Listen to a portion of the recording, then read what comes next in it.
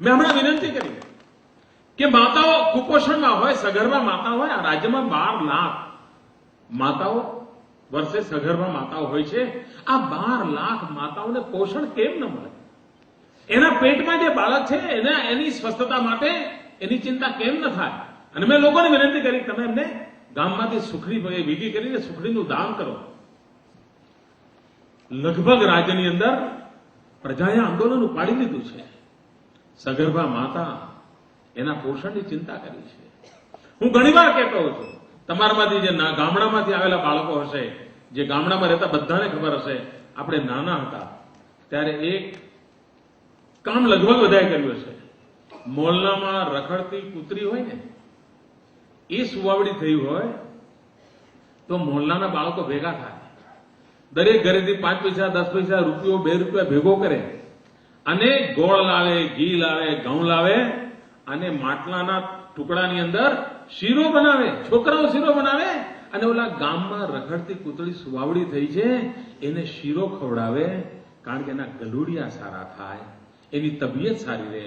અરે જે દેશમાં મોહલ્લામાં રઝળતી કૂતરીના આરોગ્યની ચિંતા કરવાની ટેવ હોય એ દેશમાં કુપોષણને કારણે કોઈ માં મરે, કુપોષણને કારણે એના પેટમાંથી બાળક અપંગ અવતરે, મંદબુદ્ધિનો અવતરે, સમાજ જીવનને કેટલી મોટું નુકસાન થાય. અને તેથી ભાઈઓ બહેનો, રોગ થયા પછી સાજા થવું હોય તો ખર્ચો અનેક ગણો થાય, પણ રોગથી બચવા માટે કાળજી લેવાની હોય તો લગભગ ખર્ચા વગર થઈ જાય, લગભગ ખર્ચા વગર થઈ જાય. આપણો ગરીબ દેશ છે, ખર્ચાવાળી પદ્ધતિનો આપણને પાલવે નહીં, વગર ખર્ચવાળી પદ્ધતિ પાલવે. અને વગર ખર્ચવાળી પદ્ધતિ છે આ જ.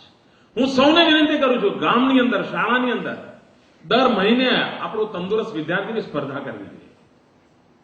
આ મહિનાનો તંદુરસ્ત વિદ્યાર્થી કોણ? શાળામાં વિશ્વ સુંદરીઓની સ્પર્ધાઓ થાય છે, નગર સુંદરીઓની સ્પર્ધાઓ થાય છે.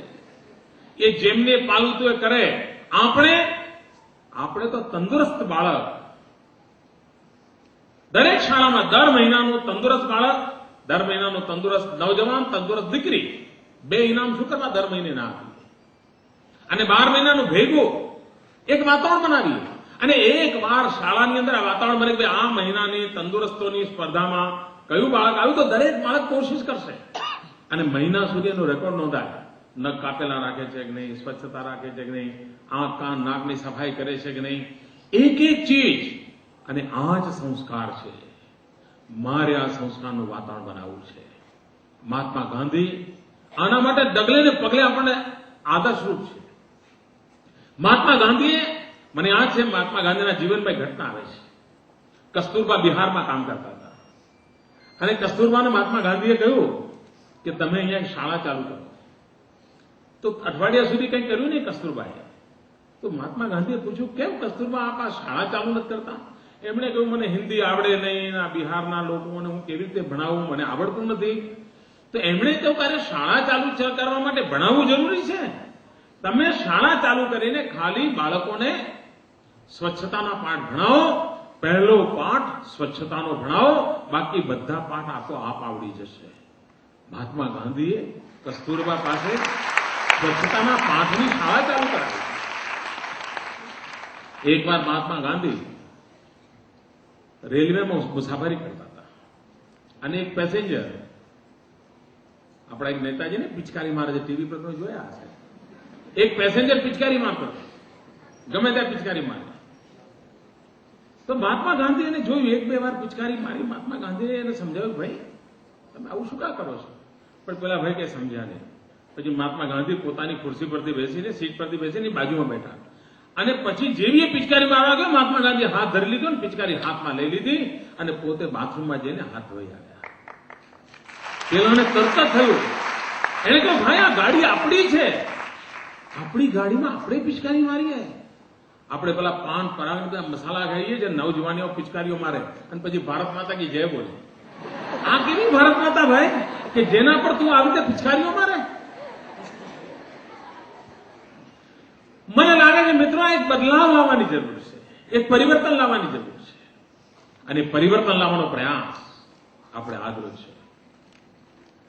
હું તો શાળાઓ વચ્ચે પણ સ્પર્ધા થાય કે આખા તાલુકાની સૌથી સાફ સુથરી શાળા કઈ, દરેક શાળામાં તંદુરસ્ત વિદ્યાર્થી કોણ, તંદુરસ્ત વિદ્યાર્થીની કોણ, અને શાળામાં એમનો ફોટો મુકાય, એના વિશે લખાય, દર મહિને લખાય. એક તંદુરસ્ત, એક સહજ સ્વભાવ બને, એક સંસ્કાર બને. અને આપણે ત્યાં તો કહ્યું છે, પહેલું સુખ જાતે ન રહે. તંદુરસ્ત તન હોય તો તંદુરસ્ત મન હોય, અને તો પછી પ્રગતિની અંદર કોઈ બાબતો રૂકાવટ ન પડે. અને એટલે જ વિદ્યાર્થી મિત્રો, નિરોગી બાળ વર્ષ એ ગુજરાતની આવતીકાલનો પાયો બને,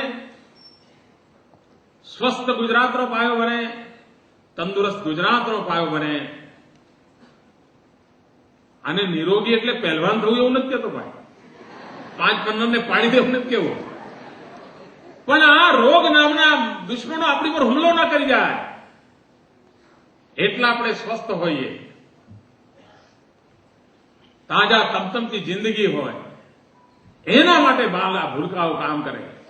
ભૂલકાઓને હું આંગણવાડીની બહેનોને કહું છું, આ મધ્યાહન ભોજન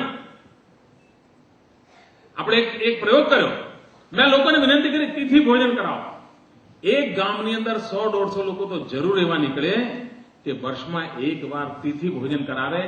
પોતાના કોઈનો જન્મદિવસ હોય, કોઈ પિતાજીનો કોઈ સ્મૃતિનો દિવસ હોય, કોઈ લગ્નની તિથિ હોય, શાળામાં જાઓ, પોતાના ઘરથી સરસ મજાની કોઈ ચીજ બનાવીને જાઓ અને બાળકોને બેસાડીને જાતે પીરસીને જમાડો. તમે જુઓ, તમે આરોગ્યની કેટલી મોટી સેવા કરશો. મારે સમગ્ર રાજ્યમાં લોક ભાગીદારીથી, લોક જાગૃતિનું એક વાતાવરણ બનાવવું છે. અને આ કામ નિરોગી બાળ વર્ષ સૌને ગમે એવું કામ છે. આમાં કોઈને વાંધો ના આવે, કોઈને વાંધો ના આવે, કોઈને ગંદકી ના ગમે, કોઈને માંદગી ન ગમે. આ તંદુરસ્તીનું વાતાવરણ બનાવીએ, એક તંદુરસ્તીના વિચારને લઈને ચાલીએ. એટલા માટે આ નિરોગી બાળ વર્ષ, આ નાના નાના ભૂલકાઓને હસતા ખેલતા જોવાની નેમ છે. એમનું તન તંદુરસ્ત હોય, મન તંદુરસ્ત હોય, ગુજરાતની આવતીકાલ તંદુરસ્ત હોય. એના માટે આપણે બધા સાથે મળીને, ખભે ખભે મિલાવીને આ એક પવિત્ર કામમાં ભાગીદાર બનીએ, સમગ્ર રાજ્યમાં વાતાવરણ બનાવીએ.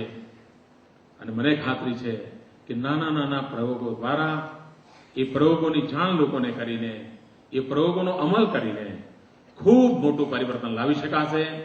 વર્ષો જૂની કુટેવોમાંથી બહાર લાવવાનું કામ અઘરું જરૂર હશે, પરંતુ મુશ્કેલ નથી, અશક્ય નથી. અને કામને પાર પાડીએ એટલી જ અપેક્ષા સાથે નિરોગી બાળ વર્ષ નિમિત્તે આપ સૌને નિરોગી રહેવા માટે શુભકામનાઓ પાઠવું છું. ડોક્ટર રાધાકૃષ્ણનજી એક શ્રેષ્ઠ શિક્ષક માટે શ્રેષ્ઠ વિદ્યાર્થી પણ મળી રહે, એના માટેની એક અભિયાન આપણે ચલાવીએ એટલી જ એક અપેક્ષા સાથે જય જય ગરવી ગુજરાત, જય જય ગરવી ગુજરાત, જય જય ગરવી ગુજરાત.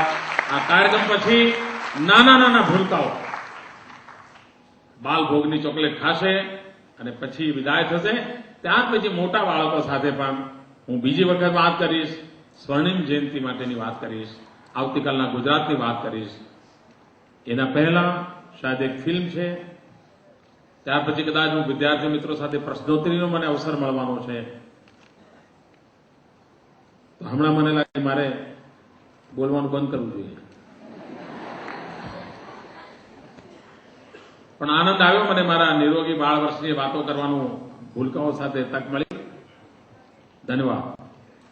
આભાર માન્ય મુખ્યમંત્રી શ્રી આપનો.